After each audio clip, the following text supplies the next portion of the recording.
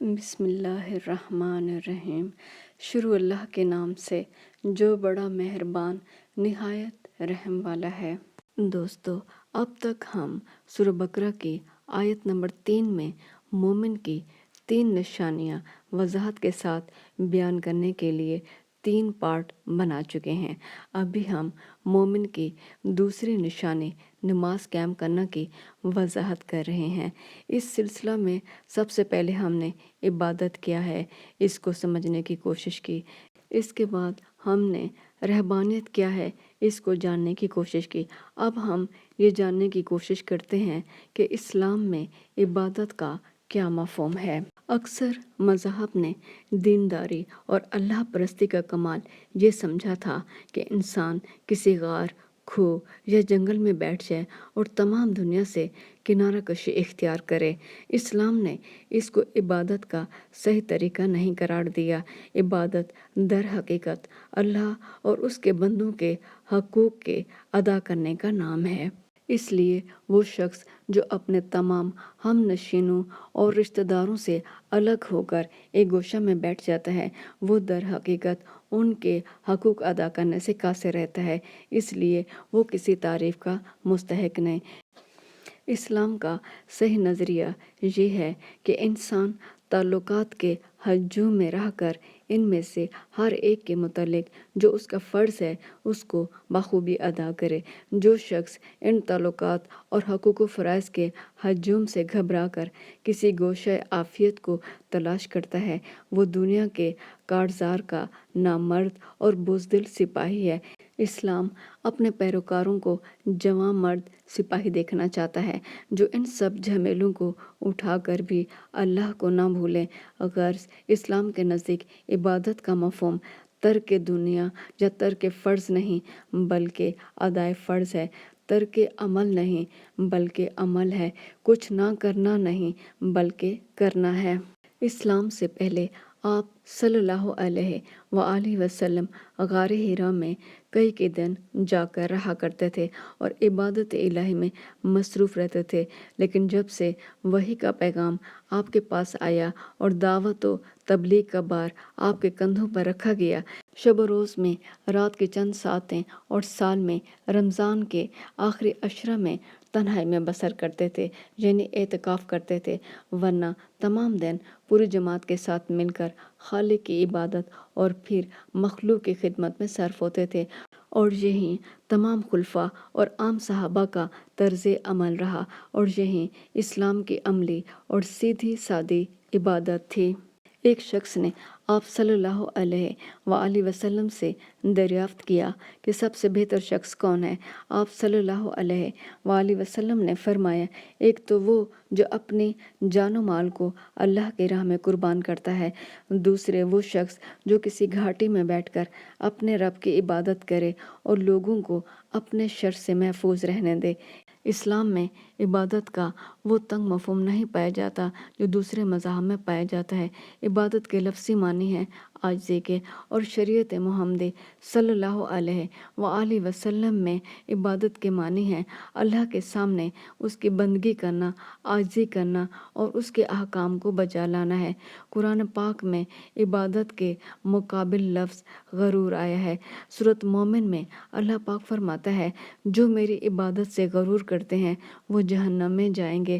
سورۃ انبیاء میں اللہ پاک فرماتا ہے، جو اس کے پاس ہیں وہ اس کی عبادت سے غرور نہیں کرتے، اور اللہ پاک سورۃ سجدہ میں فرماتا ہے، میری آیتوں پر وہی ایمان لاتے ہیں جن کو ان آیتوں سے سمجھایا جائے تو وہ سجدہ میں گر پڑتے ہیں اور اپنے پروردگار کی پاکی بیان کرتے ہیں اور غرور نہیں کرتے۔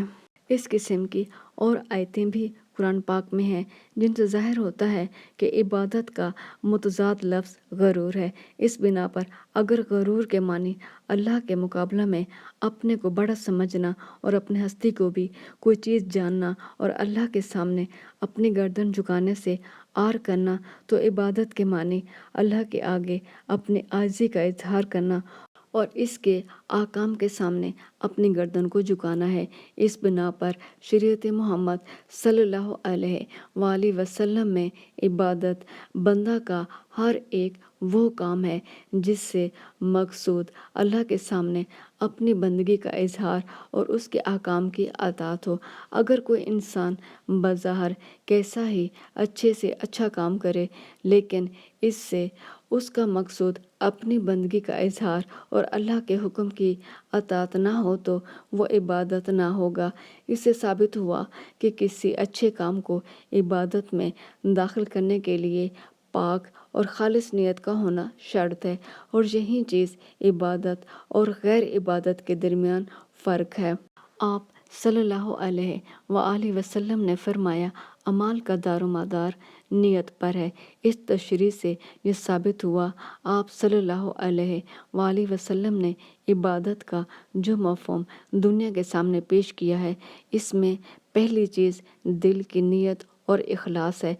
دل کے اخلاص کے لیے کسی خاص طریقہ کار کو اختیار نہیں کیا گیا، بلکہ انسان کا ہر وہ کام جس سے مقصود اللہ کی خوشنودی اور اس کے احکام کی اطاعت ہے۔ اگر تم اپنی شہرت کے لیے کسی کو لاکھوں دے ڈالو تو وہ عبادت نہیں ہوگا، لیکن اللہ کی رضا جوئی اور اس کے حکم کی بجا آوری کے لیے چند کوڑیاں بھی کسی کو دو تو یہ بڑی عبادت ہے۔ تعلیم محمدی صلی اللہ علیہ وآلہ وسلم نے عبادت کو در حقیقت دل کی پاکیزگی، روح کی صفائی اور عمل کے اخلاص کی غرض و غایت بنا دیا ہے۔ یہی عبادت کا اصل مقصد ہے۔ اسلام نے جو سبق دیا ہے، سورہ بقرہ میں اللہ پاک فرماتا ہے، اے لوگو، اپنے اس پروردگار کی عبادت کرو جس نے تم کو اور تم سے پہلوں کو پیدا کیا تاکہ تم کو تقوی حاصل ہو۔ اس آیت سے ظاہر ہوا کہ عبادت کا مقصد محض حصول تقوی ہے۔ تقوی انسان کے قلب کی وہ کیفیت ہے جس سے دل میں تمام نیک کاموں کی تحریک اور برے کاموں سے نفرت ہوتی ہے۔ آپ صلی اللہ علیہ وآلہ وسلم نے ایک دفعہ سینہ کی طرف اشارہ کر کے فرمایا کہ تقوی کی جگہ یہ ہے، اور قرآن نے بھی دلوں کا تقوی کہہ کر اسی نقطہ کو کھولا ہے۔ اس کیفیت کا پیدا کرنا اسلام میں عبادت کی اصل جڑ ہے۔ نماز، روزہ اور تمام عبادتیں سب اسی کے حصول کی خاطر ہیں۔ اسی بنا پر انسان کے وہ تمام افعال و اعمال جن سے شریعت کی نظر میں یہ مقصد حاصل ہو، سب عبادت ہیں۔ عبادت کے اس مفہوم کو ہم دوسری عبارتوں میں یوں ادا کر سکتے ہیں کہ پہلے عام طور پر یہ سمجھا جاتا تھا کہ عبادت صرف چند ان مخصوص اعمال کا نام ہے جن کو انسان اللہ کے لیے کرتا ہے، مثلاً نماز، دعا، قربانی، لیکن آپ صلی اللہ علیہ وآلہ وسلم کی تعلیم نے اس تنگ دائرہ کو بے حد وسیع کر دیا۔ اس تعلیم کی روح سے ہر ایک وہ نیک کام جو خاص اللہ کے لیے اور اس کی مخلوقات کے فائدہ کے لیے ہو اور جس کو صرف اللہ کی خوشنودی کے حصول کے لیے کیا جائے، عبادت ہے۔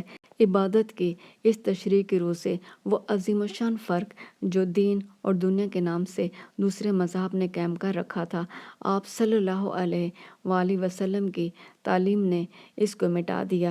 دین اور دنیا کی حیثیت اسلام میں دو حریف کی نہیں رہتی، بلکہ دو دوست کی ہو جاتی ہے۔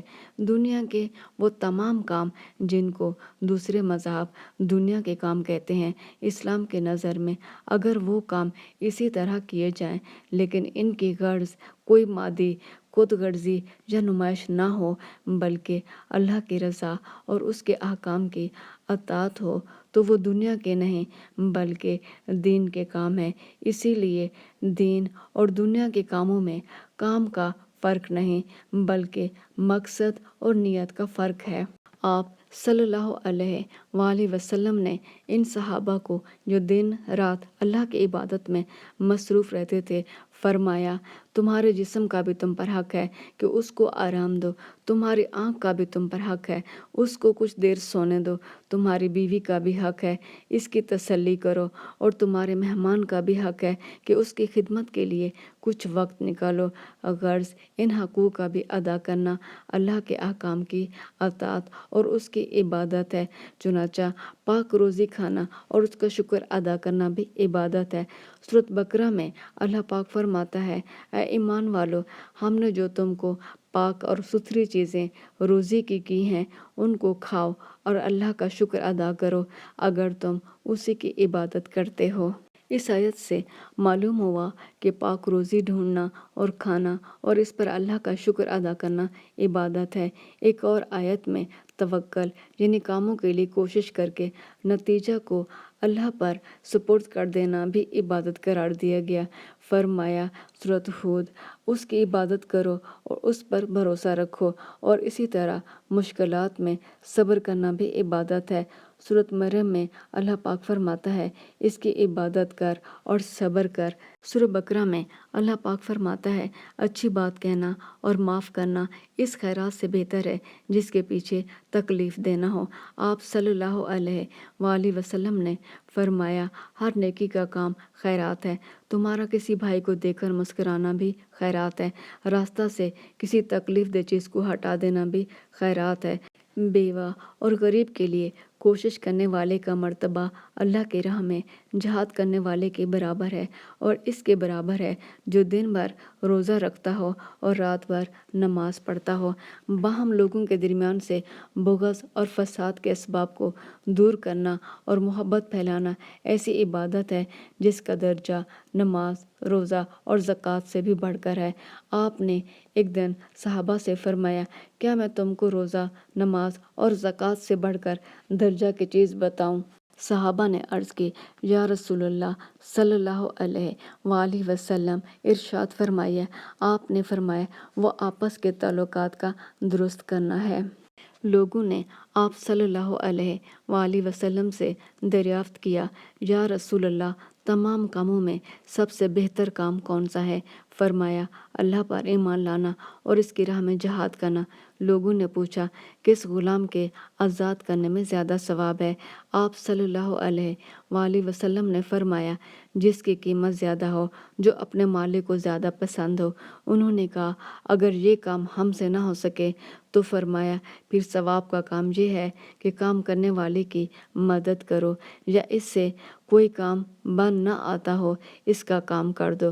پھر سوال ہوا کہ اگر یہ بھی نہ ہو سکے تو آپ نے فرمایا تو پھر یہ کہ لوگوں کے ساتھ کوئی برائی نہ کرو، یہ بھی ایک قسم کا صدقہ ہے جو خود تم اپنے اوپر کر سکتے ہو۔ ایک دفعہ آپ نے صحابہ کرام سے فرمایا اللہ اپنے بندے سے کہے گا کہ میں نے تم سے کھانا مانگا، تم نے نہ کھلایا۔ وہ عرض کریں گے اللہ تو نے کیسے کھانا مانگا؟ تو خود تمام جہان کا پروردگار ہے۔ اللہ فرمائے گا کیا تم کو معلوم نہیں کہ میرے فلاں بندہ نے تم سے کھانا مانگا، تم نے کھانا اس کو نہ کھلایا، اگر تم اس کو کھلاتے تو اس کو میرے پاس پاتے۔ اے ابن آدم میں نے تجھ سے پانی مانگا، تو نے مجھے پانی نہ پلایا۔ وہ کہے گا کہ اے پروردگار میں تجھ کو کیسے پانی پلاؤں، تو خود تمام جہان کا پروردگار ہے۔ اللہ فرمائے گا تم کو معلوم نہ تھا کہ میرے فلاں بندہ نے پیاس میں تجھ سے پانی مانگا، تو نے اس کو پانی نہ پلایا، اگر پلاتا تو اس کو میرے پاس پاتا۔ اے ابن آدم میں بیمار ہوا، تو نے میری بیمار پرسی نہ کی۔ وہ کہے گا اے پروردگار میں کیوں کر تیری بیمار پرسی کروں، تو خود تمام جہان کا پروردگار ہے۔ اللہ فرمائے گا تجھ کو خبر نہ ہوئی کہ میرا فلاں بندہ بیمار تھا، تو نے اس کی عیادت نہ کی، اگر تو کرتا تو اس کو میرے پاس پاتا یا مجھے اس کے پاس پاتا۔ اس مؤثر طریقہ ادا نے اللہ شناسی کے کتنے پردے چاک کر دیے اور دکھا دیا کہ اللہ کی عبادت اور اس کی خوشنودی کے حصول کے لیے کیا کیا طریقے ہیں۔ حضرت سعد رضی اللہ تعالی عنہ جو چاہتے تھے کہ اپنی کل دولت اللہ کی راہ میں دے دیں، آپ نے انہیں بتایا کہ اے سعد جو کچھ اس نیت سے خرچ کرو کہ اس سے اللہ کی ذات مطلوب ہے، اس کا تم کو ثواب ملے گا، یہاں تک کہ جو لقمہ تم اپنی بیوی کے منہ میں بھی دو اس کا بھی ثواب ہے۔ ابو مسعود انصاری سے ارشاد فرمایا مسلمان اگر ثواب کی نیت سے اپنی بیوی کا نفقہ پورا کرے تو وہ بھی صدقہ ہے۔ غریب نادار صحابہ نے آپ صلی اللہ علیہ وآلہ وسلم کے دربار میں شکایت کی کہ یا رسول اللہ، دولت مند لوگ ثواب میں بڑھ گئے، ہماری طرح وہ بھی نماز پڑھتے ہیں، وہ بھی روزے رکھتے ہیں، ان کے علاوہ وہ مال عبادت بھی بجا لاتے ہیں جو ہم نہیں بجا لا سکتے۔ فرمایا، کیا تم کو اللہ نے وہ دولت نہیں دی ہے جس کو صدقہ کر سکو؟ تمہارا سبحان اللہ اور الحمدللہ کہنا بھی صدقہ ہے، یہاں تک کہ جو کوئی اپنی نفسانی خواہش کو جائز طریقہ سے پوری کرتا ہے وہ بھی ثواب کا کام کرتا ہے۔ لوگوں نے کہا، یا رسول اللہ صلی اللہ علیہ وآلہ وسلم، وہ تو اپنی نفسانی غرض کے لیے یہ کرتا ہے۔ فرمایا کہ اگر وہ ناجائز طریقہ سے اپنی ہوس پوری کرتا تو کیا اس کو گناہ نہ ہوتا؟ پھر اس کو جائز طریقہ سے پورا کرنے کا ثواب کیوں نہ ملے گا؟ آپ صلی اللہ علیہ وآلہ وسلم کی تعلیم نے عبادت کے مفہوم کو بہت وسعت دی ہے اور اس سے کتنی انسانی غلطیوں کا ازالہ بھی کیا ہے۔ آپ صلی اللہ علیہ وآلہ وسلم کی تعلیم نے بالکل صحیح طور پر انسانی پیدائش کا مقصد صرف اور صرف عبادت الہی کو قرار دیا۔ اللہ پاک سورۃ ذریات میں فرماتا ہے، میں نے انسانوں اور جنوں کو اسی لیے پیدا کیا ہے کہ وہ میری عبادت کریں۔ اس آیت پاک میں عبادت کا وہ تنگ مفہوم نہیں ہے جو عام طور سے سمجھا جاتا ہے، بلکہ وہ تمام نیک اعمال اور اچھے کاموں تک وسیع ہے جن کے کرنے کا مقصد اللہ کے سامنے اپنی بندگی کا اظہار، اس کی اطاعت، اس کی خوشنودی کی طلب ہو۔ اس وسعت کے اندر انسان کی پوری زندگی کے کام داخل ہیں۔ عام طور سے مشہور ہے کہ شریعت محمد صلی اللہ علیہ وآلہ وسلم میں 4 عبادتیں فرض ہیں، یعنی نماز، روزہ، زکوٰۃ اور حج۔ اس سے یہ شک نہیں ہونا چاہیے کہ عبادت کا مفہوم محدود ہو گیا ہے، بلکہ یہ چاروں فرائض در حقیقت انسان کے تمام نیک اعمال اور اچھے کاموں کو 4 مختلف عنوانوں میں الگ الگ تقسیم کر دیتے ہیں۔ اس لیے ان 4 فرضوں کو بجا طور سے انسان کے اچھے اعمال اور کاموں کے 4 اصول بھی کہہ سکتے ہیں۔ نمبر 1، بندوں کے وہ تمام اچھے کام اور نیک اعمال جن کا تعلق تنہا خالق اور مخلوق سے ہے، ایک مستقل باب ہے جس کا نام ہے نماز۔ نمبر 2، وہ تمام اچھے اور نیک کام جو ہر انسان دوسرے کے فائدہ اور آرام کے لیے کرتا ہے، صدقہ اور زکوٰۃ کہلاتا ہے۔ نمبر 3، اللہ کی راہ میں ہر قسم کی جسمانی اور جانی قربانی کرنا، کسی اچھے مقصد کے حصول کے لیے تکلیف اور مشقت جھیلنا اور نفس کو اس تن پروری اور مادی خواہشوں کی نجاست اور آلودگی سے پاک رکھنا جو کسی اعلیٰ مقصد کی راہ میں حائل ہوتی ہیں، روزہ کہلاتا ہے۔ نمبر 4، دنیا اسلام میں ملت ابراہیمی کی برادری اور اخوت کی مجسم تشکیل، مرکزی رشتہ اتحاد کا قیام، اس کو حج کہتے ہیں۔ غور کر کے دیکھو، انسان کے تمام نیک اعمال اور اچھے کام انہی 4 اصولوں پر قائم ہیں۔ آپ صلی اللہ علیہ وآلہ وسلم نے ارشاد فرمایا، اسلام کی بنیاد 5 ستونوں پر قائم ہے: توحید و رسالت کا اقرار کرنا، نماز پڑھنا، روزہ رکھنا، زکوٰۃ دینا اور حج کرنا۔ پہلی چیز میں عقائد کا تمام دفتر سمٹ جاتا ہے اور بقیہ 4 چیزیں ایک مسلمان کے تمام نیک اعمال اور اچھے کاموں کو محیط کرتا ہے۔ انہی ستونوں پر اسلام کی وسیع اور عظیم الشان عمارت قائم ہے۔ جو شخص صرف ان 4 فرائض کو ادا کرتا ہے اور اس کے نیچے ان کے اجزاء سے پہلو تہی کرتا ہے، اس کی عبادت ناقص اور اس کی اطاعت نامکمل ہے، اور اس کے لیے دین اور دنیا کی وہ فلاح اور کامیابی جس کا وعدہ اللہ نے فرمایا ہے مشکوک ہو جاتی ہے۔ یہیں سے یہ شبہ زائل ہوتا ہے کہ ہماری نمازیں ہم کو برائیوں سے کیوں باز نہیں رکھتی، ہمارے روزے ہم کو تقویٰ کی دولت کیوں نہیں بخشتے، ہماری زکوٰۃ ہمارے دلوں کو صاف کیوں نہیں کرتی، ہمارا حج ہمارے گناہوں کی مغفرت کا باعث کیوں نہیں بنتا، اور کرنے اول کی طرح ہماری نمازیں ملکوں کو فتح اور ہماری زکوٰتیں ہماری قوم افلاس کو دور کیوں نہیں کرتی۔ اور ہمارے سامنے دین اور دنیا کی برکات کا انبار کیوں نہیں لگتا؟ اللہ پاک سورۃ نور میں فرماتا ہے اللہ نے ان سے جو ایمان رکھتے ہیں اور تمام نیک کام کرتے ہیں یہ وعدہ کیا ہے کہ وہ ان کو زمین میں خلیفہ بنائے گا۔ ایمان کامل اور اعمال نیک کے بغیر اس وعدہ کے ایفاق کی توقع رکھنا حماقت ہے۔ اسلام اس لیے آیا ہے کہ اپنے پیروکاروں کے پاؤں کے نیچے دونوں جہانوں کی بادشاہت رکھ دے، اور یہ اس وقت ممکن ہے جب عبادات کے مفہوم کو اس وسعت کے ساتھ سمجھا جائے جو اسلام کا منشا ہے، اور اسی وسعت کے ساتھ اس کو ادا کیا جائے جو اسلام کا مطالبہ ہے۔